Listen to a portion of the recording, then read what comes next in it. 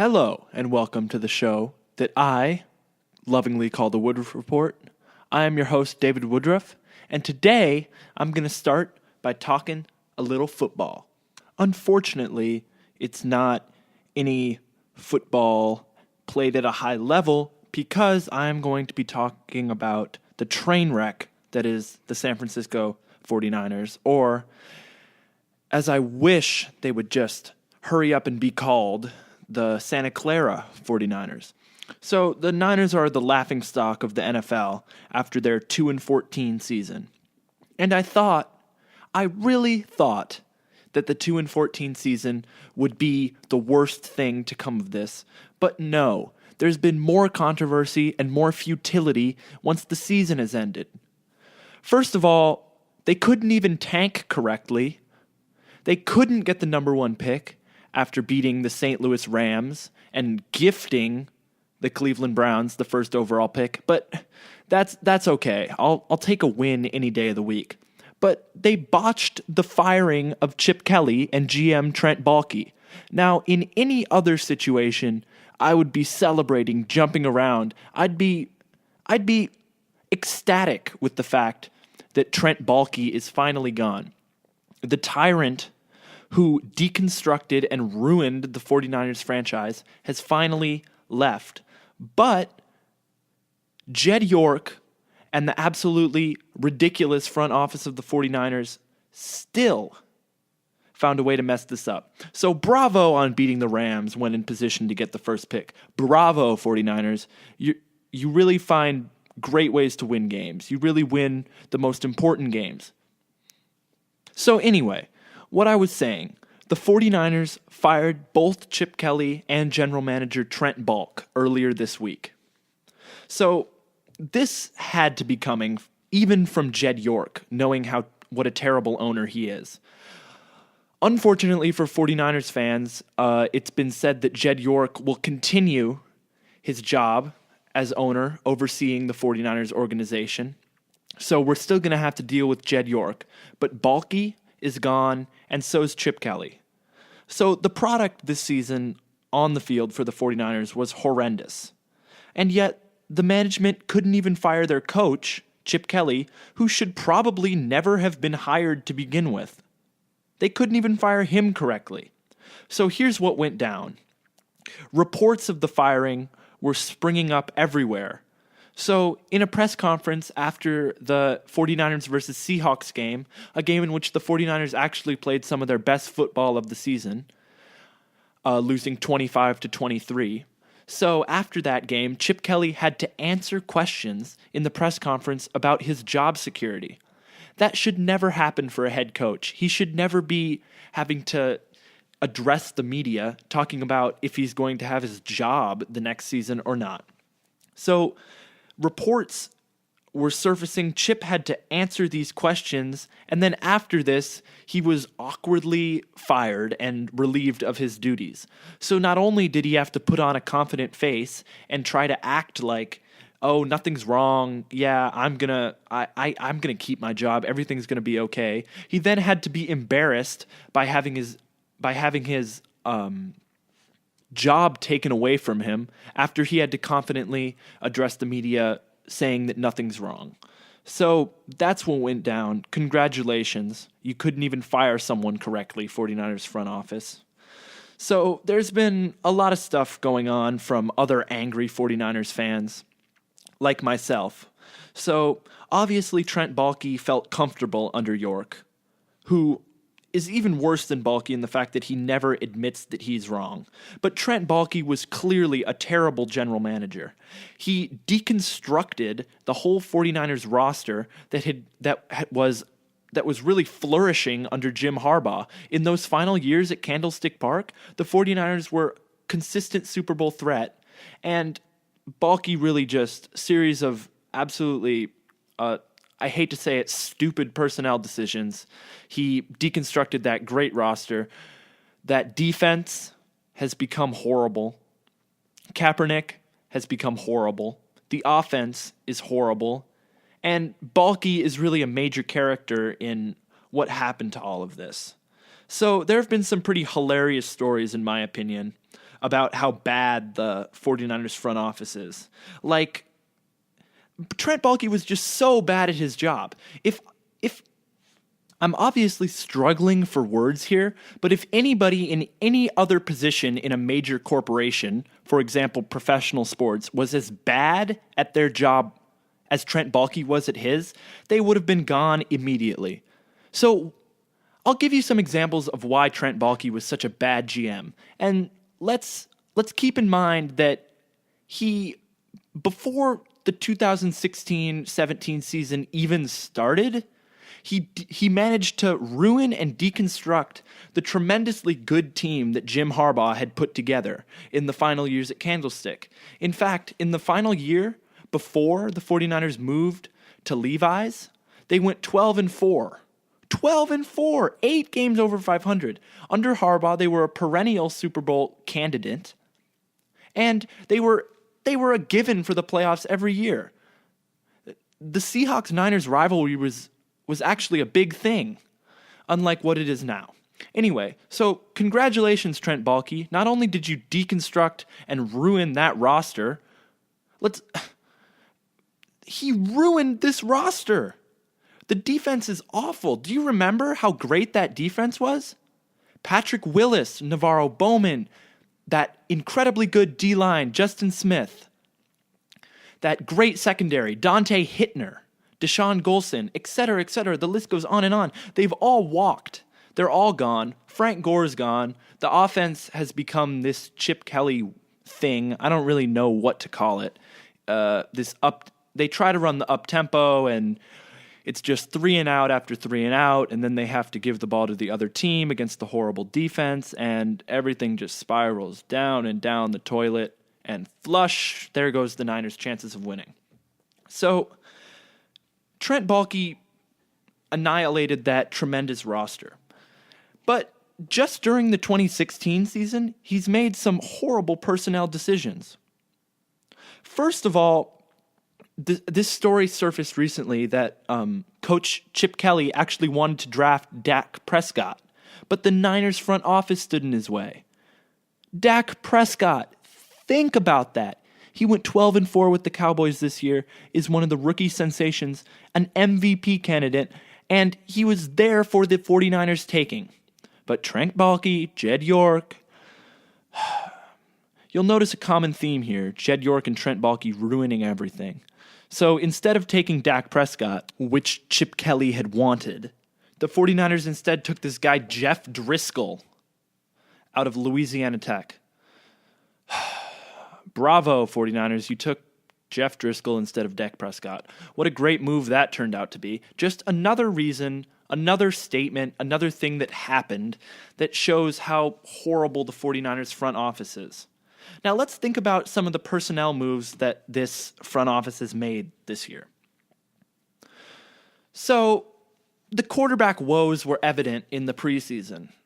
First of all, before even the quarterback woes started in the preseason, it was the 49ers front office who believed that Blaine Gabbert was the answer at the quarterback position. Blaine Gabbert hasn't succeeded anywhere. With the Jaguars, he was horrible. He was part of that great draft class full of great quarterbacks, and the Jaguars just happened to get the short end of the stick. He looked great in college, came out, has never succeeded, but no, once he comes to San Francisco and plays in Chip Kelly's office, he's going to be the next coming of Peyton Manning. Quote, 49ers front office. Now, obviously they didn't actually say it, but I'm just putting into words what was going through their heads. So Blaine Gabbert starts over Kaepernick. Horrible decision in hindsight. Kaepernick actually played pretty well this year. Yeah. And so reinforcements at the quarterback position. I know, we're going to bring in Christian Ponder. Who is Christian Ponder?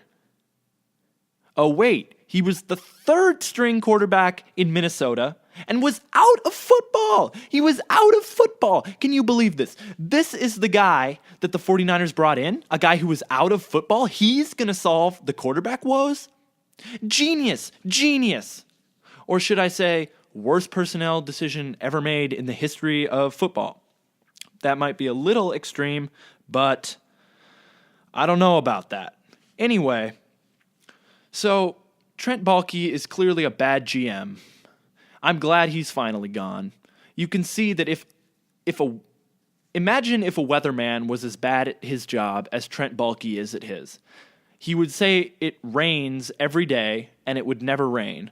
I think at some point this weatherman would be fired because he's clearly terrible at his job. The fact that Trent Baalke lasted this long after being consistently wrong, plain wrong with his personnel moves, I am absolutely amazed, and I'm pretty sure the only organizations that Trent Baalke would have stayed GM in, Cleveland Browns and San Francisco 49ers.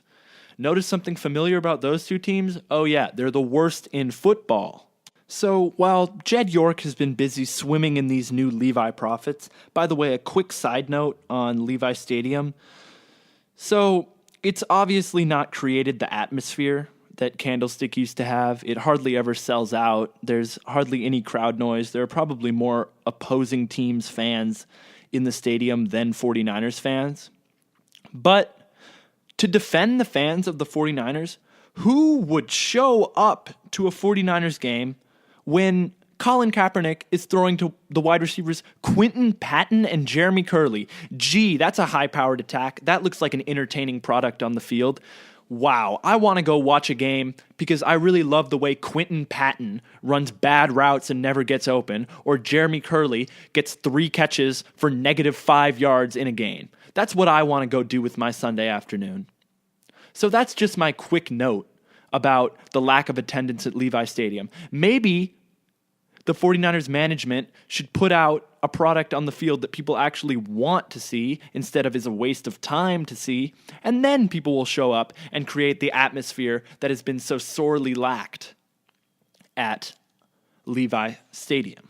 So what I find really funny about the timing of these personnel decisions is that this draft for the 49ers is crucial.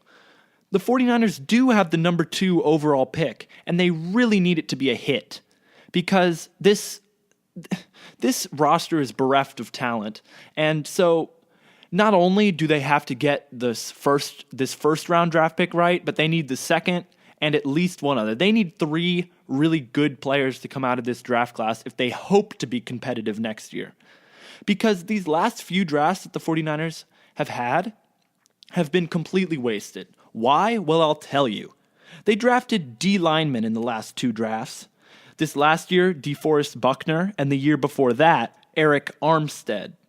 And so let's see how these 2 picks have fared. So obviously this team's bad, but how's the defensive line been? I mean, they have 2 first-round picks in there starting, and oh wait, they're the worst rushing defense in the entire NFL.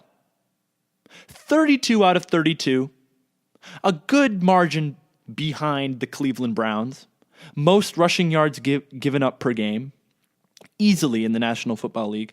I mean, for goodness sake, they made Tim Hightower look like the second coming of Jim Brown. Tim Hightower is the backup running back for the New Orleans Saints. The New Orleans Saints aren't exactly known for their big bruising offensive line because they don't have a big bruising offensive line. Tim Hightower isn't exactly LaShawn McCoy because he's bad. At least compared to other NFL running backs, he is plain bad. And he made the 49ers look like they're a peewee team out there. And it looked like he was the second coming of Jesus just walking down the field. So the last 2 draft classes have clearly been wasted. We drafted D linemen and our D line is bad. So this number 2 overall pick is big. But we fired our general manager and our coach. So a whole new set of executives has to come in and make these very crucial decisions. They better hire the right people because another wasted draft class means another 2-14 or worse season. Because this roster isn't going to get shaken up anytime soon. No big-name free agents are going to come to the Bay Area, to the Santa Clara 49ers, because they're 2-14, and the fans don't even show up, as I previously said. There's no hostile environment. there's no reason for big ticket free agents to come. And now with all these new executives in here, I have a very bad feeling about these upcoming years. So right now, really the best entertainment that I've seen at a San Francisco 49ers game is watching those banners go overhead. Like, for example, the one last year, the ones that fans pay for, that fly over Levi Stadium. The one last year that said, last game, last home game, that is. The last one that came over the home game that said the house that Harbaugh built. Speaking of Harbaugh, why was he ever fired? It makes zero sense. And when you get into it, it sounds like a kindergarten fight story. So reportedly, Jed York had personal differences with Jim Harbaugh. Who fires an ultra-competitive and successful coach because of personal differences? This isn't second grade. This is a professional organization. And when someone's successful, I don't know if it's just me, but I think it takes a little more than not liking him for him to go. It's absolutely ridiculous that Harbaugh ever left. Levi Stadium quite literally is the house that Harbaugh built. And Coach Harbaugh had to build that house with the front office trying to rip it down all the time with their horrible decisions and their just bad attitudes in general. Jed York, you're an awful owner. Trent Baalke, you're gone. You were a bad GM. Chip Kelly, I was really mad at Jed York and Trent Baalke, so I'm not going to roast you like I did them, but you're not a good coach. Not for the NFL, at least. Go back to college where you can have control over everything and be the control freak that you are and go create a dynasty. All the best. You never compiled a really great record as an NFL coach. You probably won't ever get another opportunity, but thanks for all the memories this season of one of the worst teams in 49ers history. Thanks for all the memories. So what comes next? Now that the 49ers have a new GM and a new coach, I really think that the 49ers should look at another team in their division for how they should base their recovery on, which is the Seattle Seahawks. The Seattle Seahawks are owned by Paul Allen, a billionaire, and he mostly stays out of things. Jed York, did you hear that? He mostly stays out of things. He handpicked and hired a good general manager in John Schneider, and John Schneider works in tandem with the coach, Pete Carroll, to do all roster decisions and create the team. I really think that that's how these decisions should be made. A new coach should be brought in. Shanahan, his name has been offered up a lot. I think that Shanahan and York should work on handpicking a good general manager, not some horrible friend of Jed York or someone who went to college with Jed York or one of Jed York's buddies, a good established GM that can work on helping this 49ers team recover.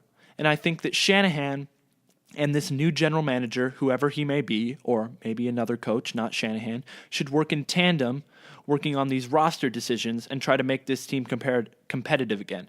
Jed York, you have one thing to do this offseason, and that's hire a GM, and then go away and make a lot of money so you can put it into the team, and hopefully things will get better. So that concludes my rant about the 49ers. I'm glad their GM and their coach are gone, but I don't think that the 49ers could have found a worse way for it to happen. Goodbye, Trent Baalke and Chip Kelly. Thanks for the terrible memories.